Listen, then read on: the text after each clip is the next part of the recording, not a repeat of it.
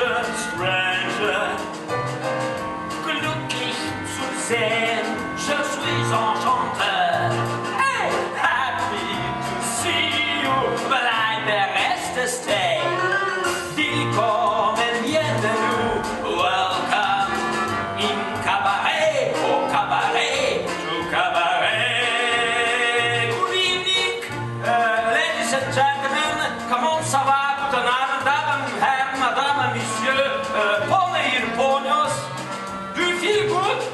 Kaip jaučiatės? Ko jūs nekalbat? Alio, kaip jaučiatės? Jūs negydit mane? Gerai, aš jūsų konferencija! Na kągi, willkommen, bienvenue, welcome. Dariau, kursiokė, mes prieš 30 metų esam pažįstami, nes įstojome tais pačiais metais į tą patį kursą. Ką prisimeni studijų metų? Aš prisimenu, kad aš buvau seniūnas ir visi kursiokai, kada jie gaudavo užduotis, liepdavo jiems daryti etiudus, jie sėdėdavo ir neidavo. Aš neištverdavau ir eidavau nepasiruošęs. Maždaug, ko pirmas ir ko jūs bijot. Ir eidavau ir pradėdavau daryti etiudą, nežinodamas, kuo baigsis. Nu ir vietoj kurdavau, o po to įžūliai atsisėsdavau prieš profesorių. Nu kaip? Ir reikalaudavau, kad visi aptartų. Kaip jums ten buvo? Tai, žodžiu, iš viso buvo gan įžulokas. Jeigu iš studijų, tai buvo tokia dėstytoja Irina Konstantinovna Jukova, kuri dėstė teatro istoriją. Ir ištraukiau aš bilietą Lesingą. Ir reikia apie tą Lesingą pasakot. Kažkokia Mona Vana, kažkokia tai pjesė. Nu, žinoma, aš ten neskaičiau. Tai aš jai sakau iš karto, suprantat, man tą pjesę? Ne. Sakau, kažko tai, sakau, ten pas tuos personažus motyvacijos trūksta. Kažkokie nemotyva, neaišku niekas, kodėl. Jis sako, Dariau, kaip? O juk ta vieta, o ta vieta, o ta vieta. Taip, aš iš jos išgavau siužetą.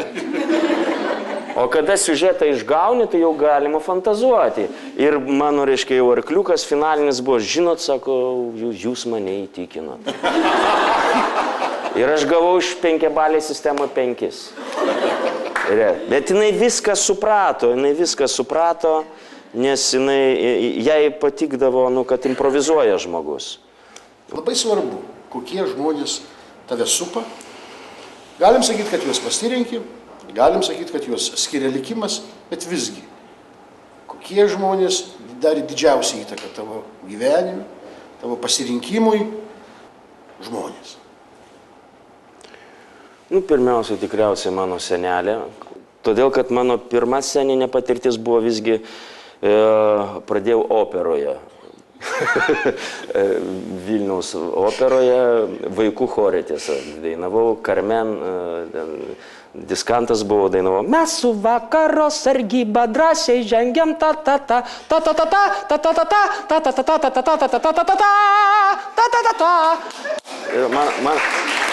Mano pirmoji partija ir nuo tada aš susinorėjau būti scenoje ir mano senelės, jinai operai dirbo režisierius padėjėja, o iki to labai ilgai chore dainavo. Svajonė buvo, kad aš būčiau operos solistas. O operos aš pakęst negalėjau, todėl kad man ten viskas falšyva. Iš viso, ko jie ten dainuoja, o nekalba. Ir vaidina kažkaip perdėtai nenatūraliai, žodžiu, man tas buvo labai nepriimtina, bet laikui bėgant aš dalinai įvykdžiau jo svajonę ir sudainavau Kauno muzikinėme spektaklyje. Jau 2 spektakliuose ten dalyvauju, bet jinai jau to nebepamatė, jinai tikriausiai būtų labai laiminga. Tai dėl to dar nuo to vakaras prasidėjo. Aš jūsų konferencija! Na kągi, willkommen, bienvenue, welcome in cabaret, au cabaret, to cabaret. Senelė, po to mokytoja Živilė Bandorienė, po to turbūt turėjo įtakos profesorė Vaišytė, bet aš jos iki galo vis tiek nesupratau, dabar tik pradedu suprasti. Tuo metu nesupratau, ką jinai ten būrė, galvoju, ten kažkokius tai užduotis duoda, kažkas tai ten, tai to jai nėra, tai to jai nėra, viskas yra. Po to režisieriai jau eina, kurie, jeigu kalbėti apie kūrybą, jau eina režisieriai, kurie padarė. Pavyzdžiui, mano pirmas toksai emocinis, tokia satisfakcija ir krūvis didžiausias toks buvo, tai Jasonė Latėno režisuotame spektaklyje Jasonas. Aš galėčiau tave pavadinti Sokratu, mat tavo kakta labai aukšta. Bet prieglaudoje jau buvo 2 Sokratai ir 1 Homeras. Ir tada pakrikštytas Jasonas prišvirkštė į jūsų platų ir šiltą delną. Direktoriau!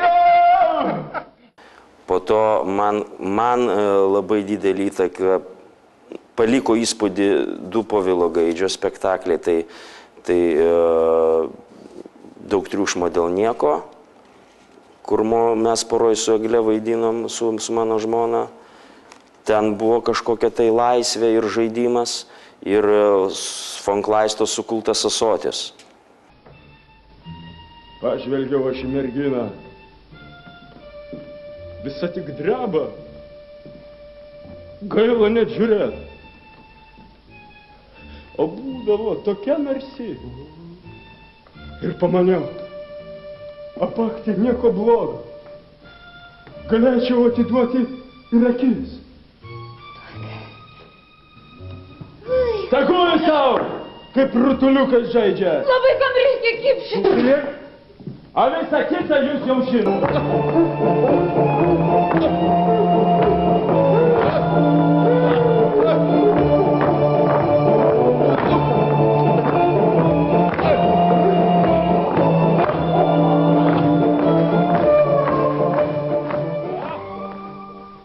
Po to Oskaras Koršunovas su eilė spektaklių. Nu ir va taip keliauja žmogus sutikdamas žmonės ir kažko tai iš jų mokydamasis.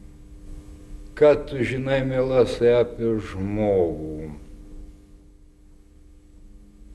Ar apie žmogų? Taigi.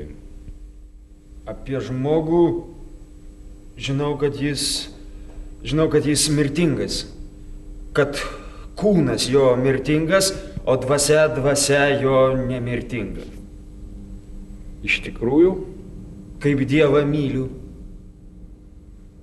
Tai gerai, ką dar? Kad silpnas, nuodėmingas.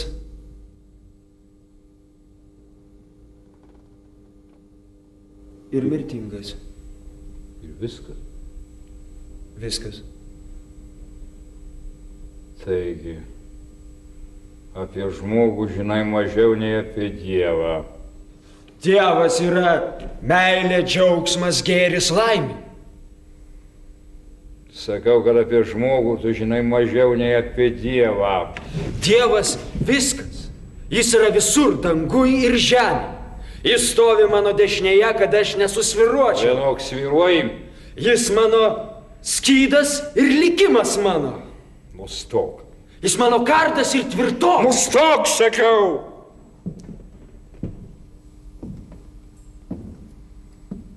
Aš apie žmogų klausiu. Žmogau, tu mano. Apie žmogų klausiu. Svarbiausia, nežinai, kad nelaimingas. Į galvą įsigalki.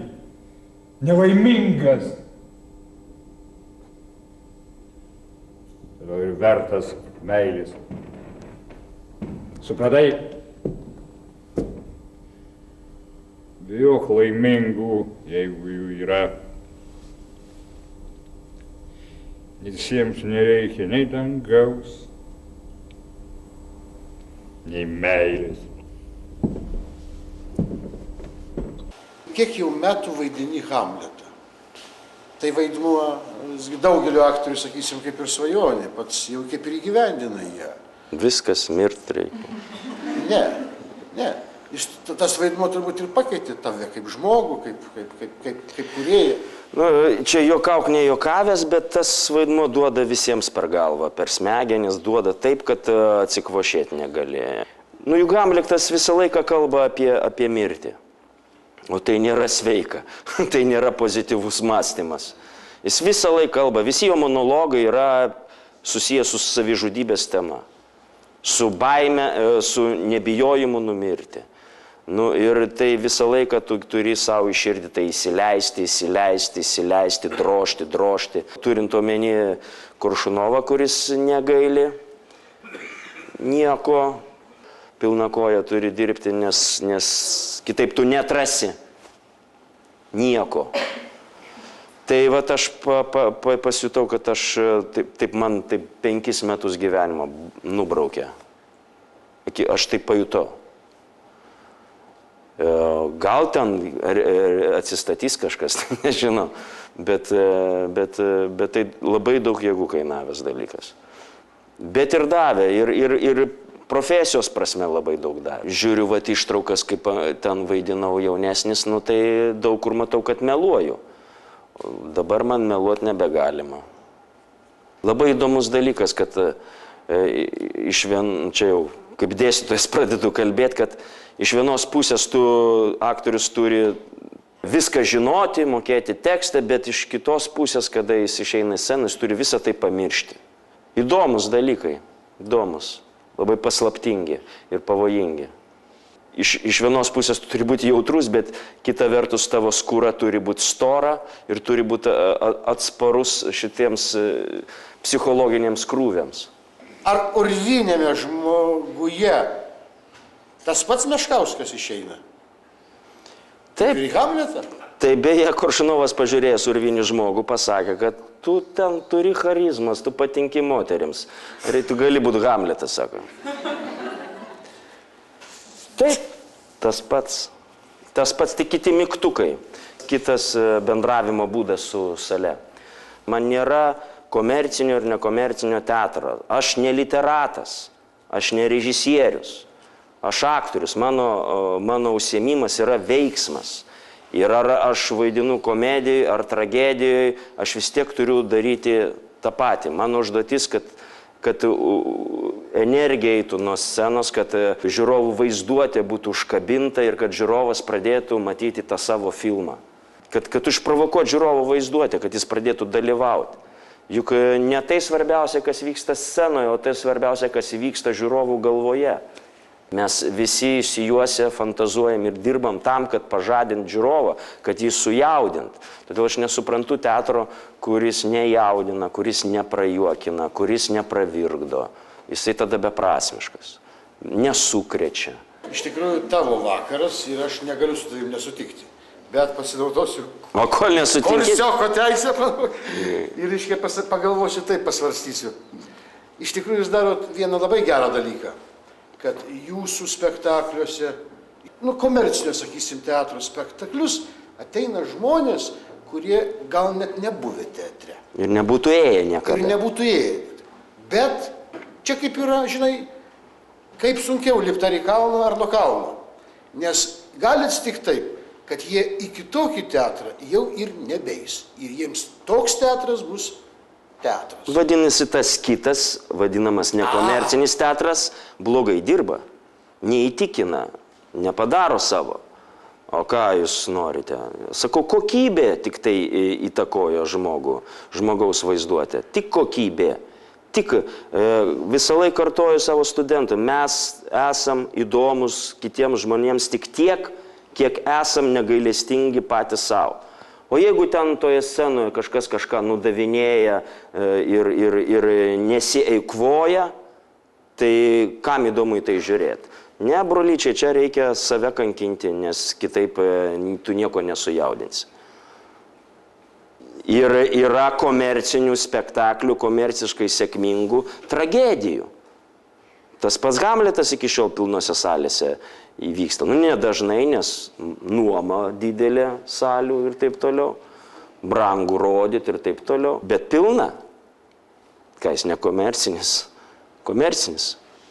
galiu išvardinti viešpatį daug spektaklių, kurie yra lankomi ir kurie jokios ne komedijos. Yra žmonės, kurie visiškai neina į tas komedijas, kuriems neįdomu. Ir tegul neina. Jeigu televizijos žiūrint, jūs turite teisę išjungti kanalą, perjungti kitą, tai ir čia turite teisę eiti ar neiti, balsuokite kojomis.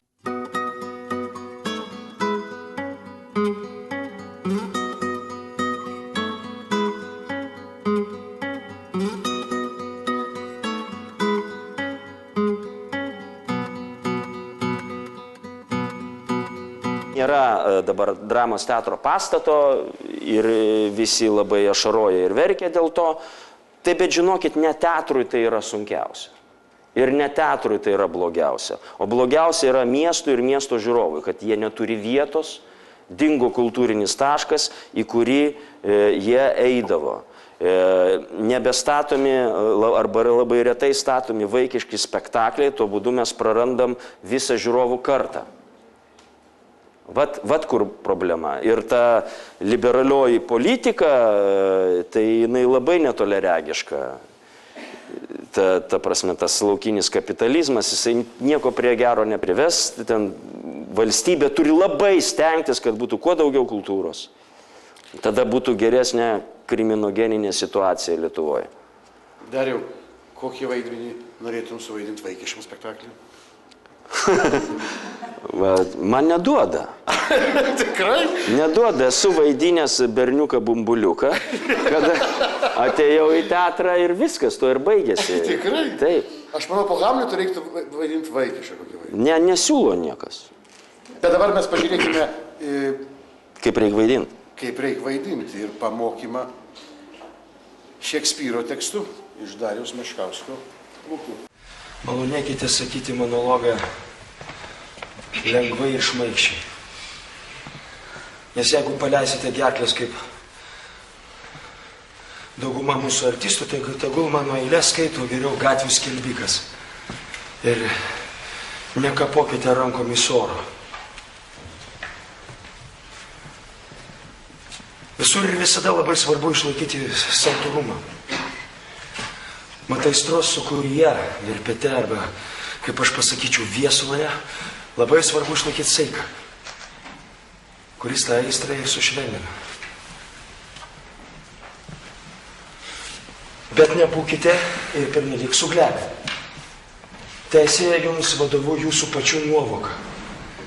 Derinkite veiksmą prie žodžio, žodį prie veiksmo ir ypač stenkitės neperžengti gamtos paprastumo ribų. Nes visa, kas perdėta, prieštarauja pačiai vaidybos meno paskirčiai. O jo tikslas kaip seniau, taip ir dabar.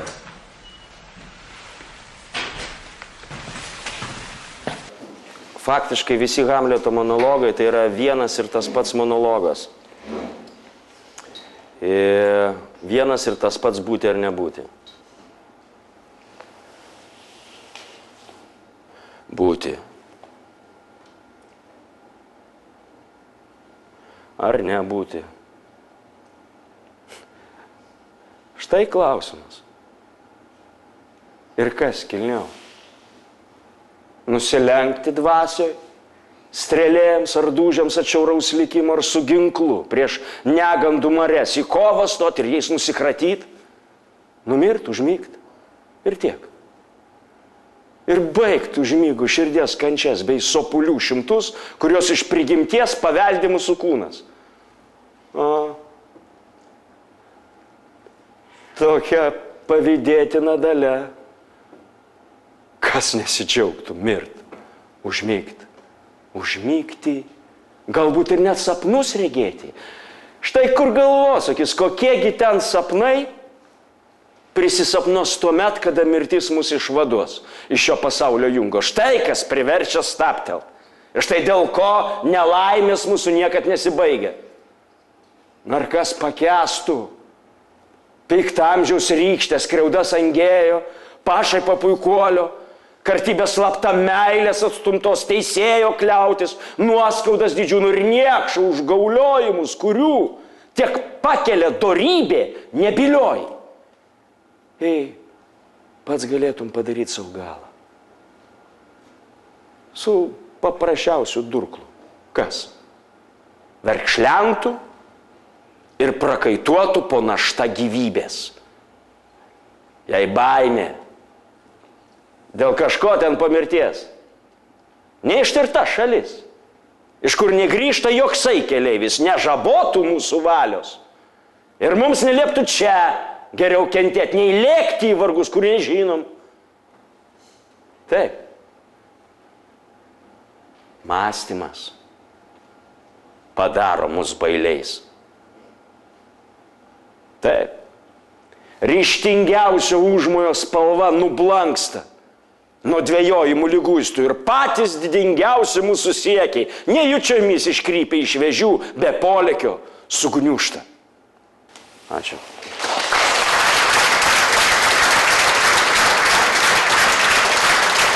Daug keliavot su šituo spektakliu po pasaulį. Koks ten teatras? O galvojat, jūs matomės ten ką nors? Ne, vaidinat. Teatras koks? Nu, teatras, žmonės. Visur žmonės. Ne, aš manau. Kaip jie priima tokį Hamletą? Gerai. Gerai priima, jį supranta. Priima ir ką dar davė tos gastrolės, kad labai sumažino sceninę baimę. Teko vaidinti Romoje, Teatro Argentinį, visa auksinė scena, 6 balkonai, freskos Renesanso laikų, tenai Beninis ploja ložėje atsistojęs. Teko vaidinti ten nacionaliniuose įvairiuose teatruose, Paryžiui teko vaidinti. Tai po to tu galvoji, o ko tu čia bijai? Kas dar baisiau gali būti? Viskas įvyksta taip palyginimo keliu, taip sakant. Tu visą laiką skiepijasi nuo baimės. Ir vaidmenys yra skiepas. Vat kas, mano manimu, vaidmenys, kuriuos suvaidinai, tai yra skiepas. Nuo tų situacijų, nuo tų likimų. Tu tarytum pasiskiepini ir aktoriai, kurie daug gyvenimų kitų svetimų nugyveno, jie tarytum pasiruošė. Kuris 115 kartų scenoje mirė, jis galbūt netai bijo mirti. Bent taip galbūt dabar atrodo, bet kai ateis laikas, gal ir bijos. O gal 115 bijo? Nežinia, bet yra tame kažkokia treniruotė, gyvenimo treniruotė, virtuali treniruotė, kaip kosmonautas priskrendant į kosmosą, tu tenai po vandeniu nesvarumo būklę tikrini. Taip, ir teatro scenoje tikrini situacijas, o situacijos paprastai teatre būna kritinės, ribinės. Ir tu savotiškai pasiruoši tam. Dariau, jeigu suvaidinti vaidmenys skiepas, tai nesuvaidinti...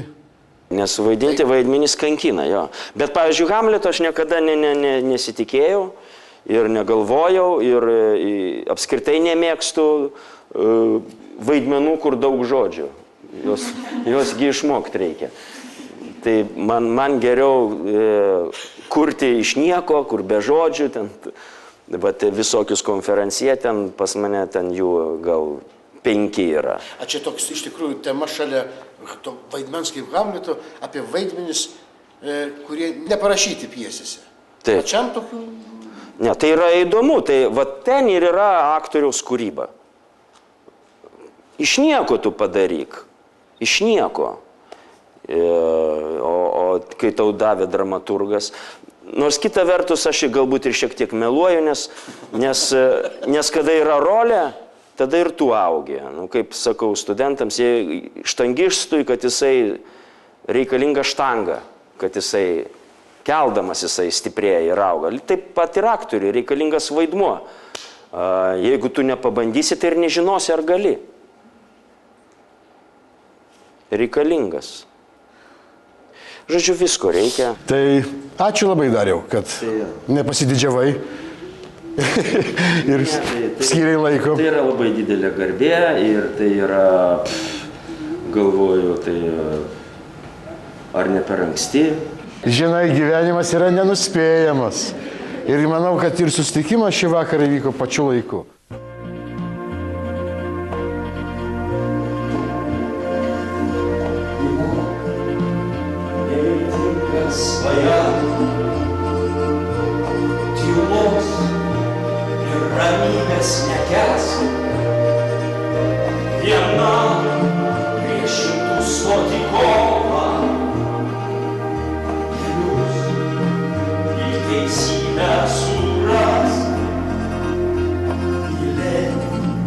visą amžių šventai.